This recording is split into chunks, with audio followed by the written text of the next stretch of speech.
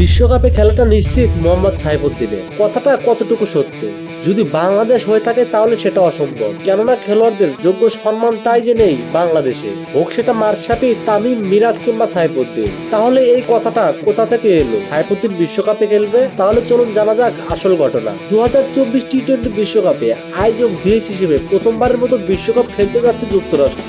আর এই বিশ্বকাপকে ঘিরে ভারত, পাকিস্তান এবং নিউজিল্যান্ড থেকে খেলোয়াড় নিয়েছে যুক্তরাষ্ট্র ক্রিকেট বোর্ড, যার কারণে তারা মোটামুটি একটা শক্তিশালী দলে পরিণত হয়েছে। তাদের এই সত্যিকার তুখর করতে বাংলাদেশ ক্রিকেট বিশ্বকাপ স্কোর থেকে বাদ পড়া মোহাম্মদ সাইফুদ্দিনকে দলে ফেরাতে দেয় যুক্তরাষ্ট্র ক্রিকেট বোর্ড। যুক্তরাষ্ট্রের ক্রিকেট বোর্ডের সভাপতি বলেছেন, বাংলাদেশ যদি চায় তাহলে আমরা সাইফুদ্দিনকে দলে নিতে প্রস্তুত। সাইফুদ্দিনের ব্যাপারে বলা হলে বিষয়টা কি সাইফ জানে? উত্তরে সভাপতি বলে, না, এই ব্যাপারে এখনো সাইফুদ্দিনকে অফিসিয়াল ভাবে জানানো হয়নি। আগে আমরা বাংলাদেশ ক্রিকেট বোর্ডের সাথে কথা বলবো, বাংলাদেশ যদি রাজি হয় তাহলে পরবর্তীতে আমরা সাইফুদ্দিনের সাথে কথা বলবো।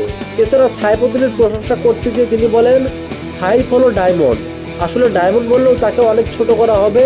তার খেলা দেখলে আমাদের কাছে মনে হয় জ্যাক ক্যালিক্স খেলছে। সে অসাধারণ একটা খেলোয়াড়, বাংলাদেশ তাকে ঠিকভাবে ব্যবহার করতে পারছে না। তবে শেষ পর্যন্ত দেখা যাক কত দূর কি হয়। তো বন্ধুরা, আপনারা কি চান? অবশ্যই আপনাদের মহামূল্যবান মতামত কমেন্টে জানাবেন।